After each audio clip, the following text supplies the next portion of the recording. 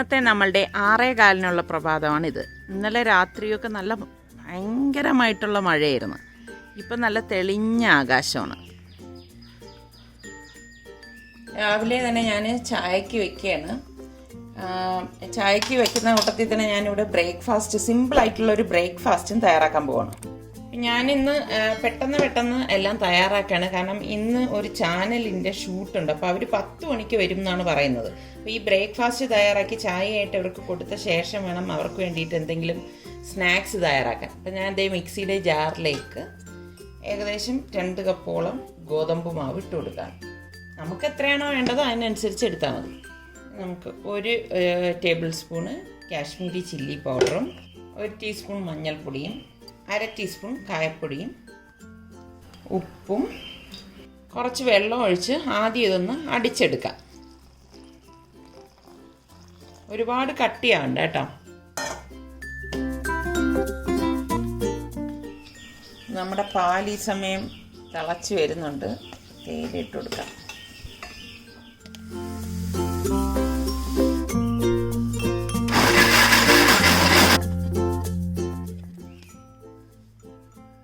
ഇത്രയും മതിയാകും. ഇതിന് നമുക്കൊരു ബൗളിലേക്ക് ഒഴിച്ചു കൊടുക്കാം. അപ്പം നമുക്ക് ഇതെങ്ങനെയാണ് ഇനി തയ്യാറാക്കുന്നതെന്ന് നോക്കാം.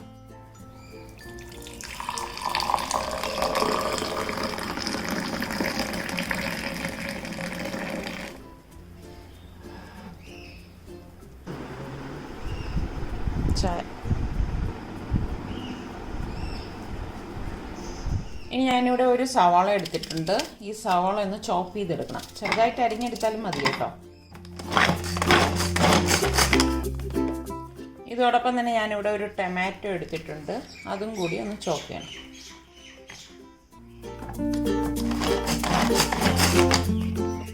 ഇത്രയും മതിയാവും. ഇനി ഇതിലേക്ക് ഞാനിവിടെ 2 മുട്ട പൊട്ടിച്ചൊഴിച്ചു കൊടുക്കണം. പിന്നെ നമുക്ക് പാകത്തിനുള്ള ഉപ്പിട്ട് കൊടുക്കാം. ഒറിഗാനോ ഉണ്ടല്ലോ, അത് ഞാൻ ഇതിലേക്ക് കുറച്ചിട്ട് കൊടുക്കണം. എന്നിട്ടൊന്ന് മിക്സ് ചെയ്ത് കൊടുക്കാം.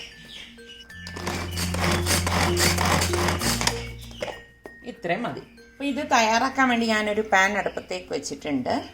പാനിലേക്ക് കുറച്ച് ഓയിൽ ഒഴിച്ചിട്ടൊന്ന് ബ്രഷ് ചെയ്ത് കൊടുക്കാം. ഇനി നമുക്ക് ഈ മാവ് ഒന്ന് കലക്കിയിട്ട് ഇതിലേക്ക് ഓരി ഒഴിച്ചു കൊടുക്കാം.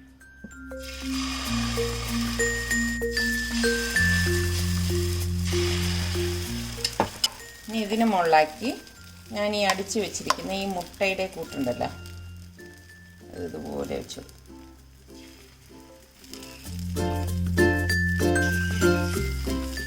ഇതൊന്ന് റെഡിയാകുമ്പോൾ നമ്മൾ മറിച്ചിട്ട് കൊടുക്കണം. ഇതുപോലെ ഒരു സൈഡ് റെഡിയാകുമ്പോൾ മറിച്ചിട്ട് കൊടുക്കണം.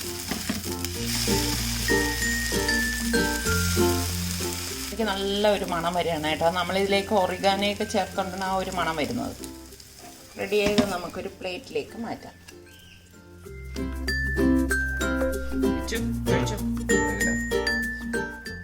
ഈ ഒരു ബ്രേക്ക്ഫാസ്റ്റിന് കറിയുടെ ഒന്നും ആവശ്യമില്ല കേട്ടോ. വെച്ച് പറയും ബാക്കി. അടിപൊളി. ഇത് ഞാൻ പറയാം എന്തൊക്കെ ഉണ്ടെന്ന്. മുട്ട ഉണ്ട്. മുട്ടയല്ല, മുട്ട. എന്നിട്ട് ദോശയുടെ മാവ്. നല്ല ടേസ്റ്റ്. അപ്പോൾ ഇങ്ങനെയൊക്കെയാണ് ഈ ധൃതിയുള്ള ദിവസങ്ങളിൽ ഞാൻ തട്ടിക്കുട്ടി ബ്രേക്ക്ഫാസ്റ്റ് തയ്യാറാക്കുന്നത്. അടിപൊളി.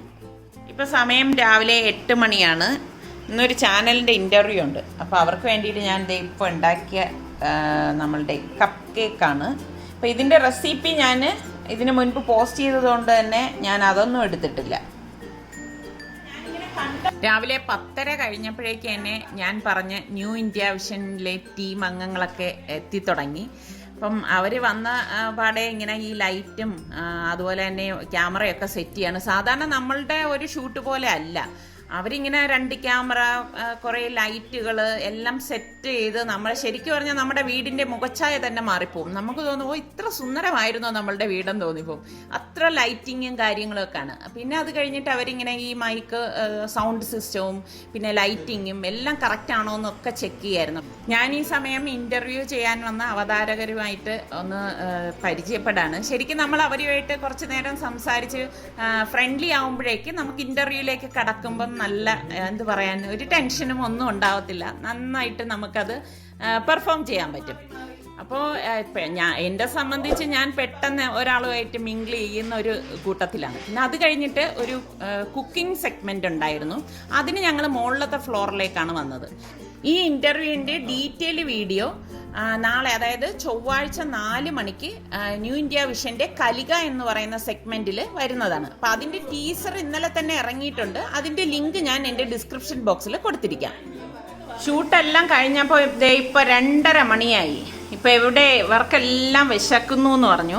ഇപ്പൊ രാവിലെ 10 മണിക്ക് ഷൂട്ട് പറഞ്ഞിരുന്നത് കൊണ്ടാണ് ഞാന് അരമണിക്കൂർ കൊണ്ട് തീരുന്നു. അത് തന്നെ, അരമണിക്കൂർ എന്നുള്ളത് വരെ എനിക്ക് തോന്നുന്നു 3 മണിക്കൂറെങ്കിലും എടുത്തു അല്ലേ?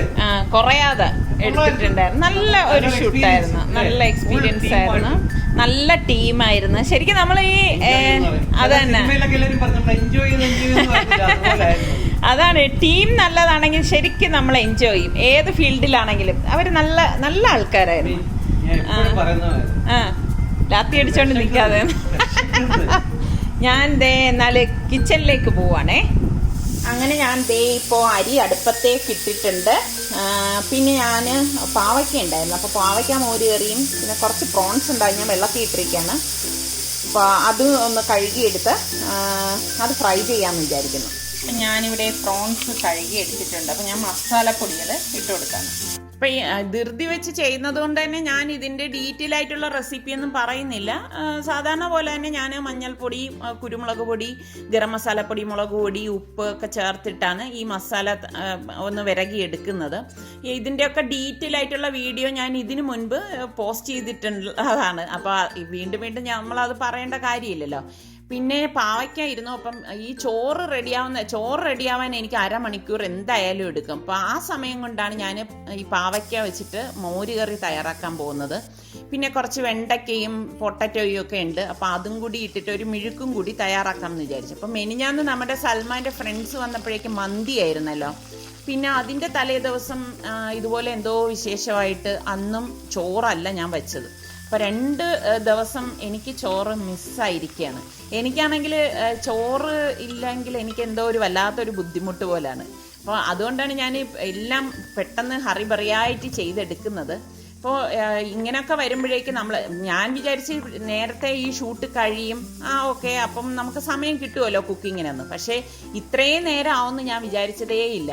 അപ്പോൾ അവരും സത്യം പറഞ്ഞാൽ ഒന്നും കഴിച്ചിട്ടില്ലായിരുന്നു. ഇപ്പം ഞാൻ ഉണ്ടാക്കിയ സ്നാക്സ് മാത്രമാണ് അവർ കഴിച്ചത്. അപ്പം ഞാൻ അവരുടെ അടുത്ത് പറഞ്ഞു, ഒന്ന് വെയിറ്റ് ചെയ്യുകയാണെങ്കിൽ ഞാൻ പെട്ടെന്ന് എല്ലാം റെഡിയാക്കി തരാമെന്ന് പറഞ്ഞു. പക്ഷേ അവർക്ക് ഇല്ല, ചെന്നിട്ട് വേണം, ഈ എഡിറ്റിങ്ങിൻ്റെയും മറ്റ് കാര്യങ്ങളും ഒക്കെ ഉണ്ടെന്ന് പറഞ്ഞു.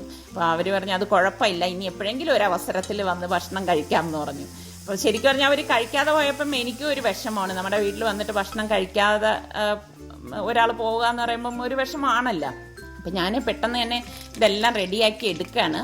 അപ്പോൾ ഞാനിത് ഈ ഒരു പാനിലേക്ക് കടുകും കറിവേപ്പിലയൊക്കെ ഇട്ടിട്ട് ഞാനിത് പൊട്ടറ്റോയും സവാളയും വെണ്ടയ്ക്കയും കൂടി അരിഞ്ഞെടുത്തിട്ടുണ്ടല്ലോ. പാകത്തിനുള്ള ഉപ്പും ഇട്ടിട്ട് വഴറ്റിയെടുക്കുകയാണ്. അപ്പോൾ ഇതിനു മുൻപ് ഞാൻ ഇതുപോലെ റെസിപ്പി കാണിച്ചപ്പോഴേക്ക് ആരോ ഇത് എൻ്റെ അടുത്ത് ട്രൈ ചെയ്തിട്ട് പറഞ്ഞു, ഇതിൽ പൊട്ടറ്റോ വെന്തില്ലല്ലോ, നിങ്ങൾ ഇങ്ങനെ വഴറ്റിയാൽ വേഗമോ എന്നൊക്കെ എൻ്റെ അടുത്ത് ചോദിച്ചു. ഞാനിത് ഞങ്ങളുടെ വീട്ടിൽ സ്ഥിരം ഉണ്ടാക്കുന്ന ഒരു ഐറ്റമാണ്. എനിക്കിവിടെ അങ്ങനെ വേഗം കുറവായിട്ട് ഇതുവരെയും തോന്നിയിട്ടില്ല. ഞങ്ങൾ ഉണ്ടാക്കി ഈ കഴിക്കുന്നതൊക്കെ പാകത്തിന് വെന്തിരിക്കുന്നതാണ് കേട്ടോ. ഇനി വലിയ പീസായിട്ട് കട്ട് ചെയ്തോന്നൊന്നും എനിക്കറിയത്തില്ല. ശരിക്കും ഈ മീഡിയക്കാരുടെ കാര്യം കഷ്ടമാണ്. ഞാനപ്പോൾ അവരുടെ അടുത്ത് ചോദിച്ചു, നിങ്ങൾ എപ്പോഴാണ്, ഇന്ന് ഞായറാഴ്ചയല്ലേ, നിങ്ങൾക്ക് ലീവ് ഇല്ലയോ എന്ന് ചോദിച്ചു. അപ്പോൾ അവർ പറഞ്ഞു, ഞങ്ങൾക്ക് ലീവില്ല, ചിലപ്പോൾ ഞങ്ങളൊന്ന് കിടന്നുറങ്ങുമ്പോഴായിരിക്കും അപ്പോഴും ഫോൺ വന്നിട്ട് സെക്രട്ടേറിയറ്റിലേക്കൊക്കെ ഓടേണ്ടി വരുന്നത്. അപ്പോൾ ഞങ്ങൾ ടാഗും എടുത്തിട്ട് നേരെ അങ്ങോട്ടേക്ക് പോകും. അങ്ങനെ ഓരോരോ സംഭവങ്ങൾ അവരിങ്ങനെ പറയായിരുന്നു. ശരിക്ക് ഒരു അവർ പറയുന്ന ആഹാരം പോലും ശരിക്ക് സമയത്ത് കഴിക്കാൻ പറ്റത്തില്ല. അങ്ങനെയൊക്കെ നോക്കുമ്പോൾ മീഡിയക്കാരുടെ കാര്യം വളരെ കഷ്ടമാണ് അല്ലേ. കാരണം അവർക്ക് എപ്പോഴാണ് ആ ഡ്യൂട്ടി വരുന്നതെന്നോ ഒന്നും പറയാൻ പറ്റത്തില്ല. പിന്നെ എനിക്ക് എപ്പോഴും തോന്നിയിട്ടുള്ളതാണ്, ഇവർ ഈ ഷൂട്ടിനൊക്കെ വരുമ്പോൾ തോന്നും, നമുക്ക് വീട്ടിൽ ഈ ഒരു കുക്കിങ്ങിൻ്റെ അല്ലെങ്കിൽ നമ്മളൊരു വ്ളോഗ് എടുക്കുന്ന ഷൂട്ട് നടത്തുമ്പോഴേ അറിയാം ആ ബുദ്ധിമുട്ടുകൾ. ഇവർ ഈ ലൈറ്റ് 3-4 ലൈറ്റും പിന്നെ അതുപോലെ തന്നെ ഈ സൗണ്ട് സിസ്റ്റവും എല്ലാം വെക്കുന്ന ഈ വയറുകളുണ്ടല്ലോ, അത് ഇങ്ങനെ ചുരുട്ടി എടുക്കുക എന്ന് പറഞ്ഞാൽ അത് ഒരു 1.5 പണി തന്നെയാണ്. ഇതൊക്കെ കറക്റ്റ് ചെയ്ത് തിരിച്ചു പോകുമ്പോൾ അതേപോലെ ബാഗിലൊക്കെ ആക്കി കൊണ്ടുപോകുക എന്ന് പറയുന്നത് ഈ പറഞ്ഞ മാതിരി അതൊക്കെ നമ്മൾ കണ്ടും അനുഭവിച്ചും അറിയുമ്പോഴേ ആ ഒരു ബുദ്ധിമുട്ടുകൾ മനസ്സിലാവത്തുള്ളൂ. അപ്പോൾ അതേ നമ്മളുടെ പ്രോൺസ് ഇവിടെ റെഡി ആയിട്ടുണ്ട്. അപ്പോൾ ഞാൻ ലാസ്റ്റ് കുറച്ച് വെളുത്തുള്ളി അല്ലി ഇതുപോലെ ചതച്ചിടും, കറിവേപ്പിലയും കൂടി ഇടും. അപ്പം ഇട്ടിട്ട് വഴറ്റി എടുക്കുമ്പോഴേക്കും ഒരു പ്രത്യേക മണവും പ്രത്യേക ടേസ്റ്റുമാണ്.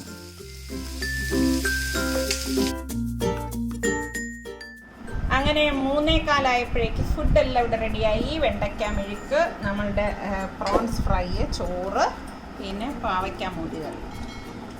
ഇനി അച്ചാറും കൂടി എടുക്കും മോനെ, അച്ചാറും സ്പൂണും.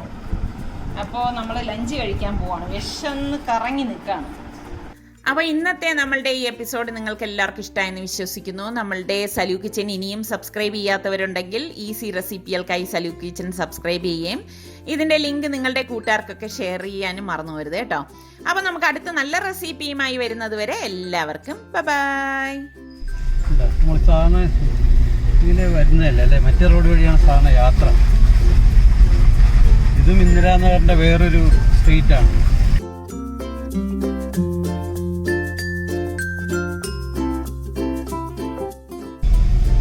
റെസ്റ്റോറൻറ്റും ബേക്കറി ഒന്നും കുഴപ്പമില്ല, അവിടെയൊക്കെയാണ് ഇപ്പോൾ ആൾക്കാരുള്ളത് കഴിക്കാൻ. പിന്നെ ഞായറാഴ്ചയൊക്കെ എന്ത് തിരക്കുണ്ടാവുന്നതാണ്. വീക്കെൻഡ് അല്ലേ, അപ്പൊ നമുക്ക് കുറച്ച് പ്രൊഫഷണൽ സാധനങ്ങൾ വാങ്ങിക്കാനുണ്ട്. ഇന്നാകുമ്പോൾ തിരക്കും കുറവായിരിക്കും. ഇപ്പോൾ ഞങ്ങള് ഇപ്പോൾ മണി എത്രയെന്നറിയാവോ? 5:58. അങ്ങനെ നോക്കി പോയതാണ്, തിരക്ക് കുറഞ്ഞിരിക്കുമല്ലോ എന്ന് കരുതിയിട്ട്. ഇപ്പൊ ഓഫീസിൽ പോവാതിരുന്നിട്ടേ, ഇപ്പൊ ഓഫീസില് പോണം എന്ന് തോന്നിക്കഴിഞ്ഞാൽ അത് ഇഷ്ടമാണോ അതേ വീട്ടിൽ ഇരിക്കുന്നതാണോ ഇഷ്ടം? എന്നെ സംബന്ധിച്ച് ഞാൻ പറയട്ടെ, എനിക്ക് വീട്ടിൽ ഇരിക്കുന്നതാണ് ഇപ്പൊ സുഖം. ഇരുന്ന് ശീലിച്ചു പോയി. പക്ഷെ കാര്യങ്ങളൊക്കെ അതൊക്കെ നടക്കുകയും ചെയ്യും. ഓഫീസിൽ പോയി ഇരിക്കുന്നല്ലേ ഉള്ളൂ, ബാക്കി ഓൺലൈൻ വഴിയും കോൾ ചെയ്യേണ്ടതൊക്കെ നമ്മളെ ഫോണിൽ നിന്ന് തന്നെ വിളിക്കും. ഞാൻ ഓഫീസിലാണെങ്കിലും ഓഫീസിലെ ലൈൻ ഉപയോഗിക്കാറില്ല, ഞാൻ മൊബൈലാണ് ഉപയോഗിക്കുന്നത്. അപ്പോൾ അതെനിക്ക് വലിയ പ്രത്യേകതയൊന്നുമില്ല. പിന്നെ എംപ്ലോയീസിന്റെ ബാക്കിയുള്ള സ്റ്റാഫിനൊക്കെ നേരിട്ട് കണ്ട് സംസാരിക്കാൻ പറ്റും എന്നുള്ളൊരു ഗുണം മാത്രമേ ഉള്ളൂ ഓഫീസിൽ പോയി.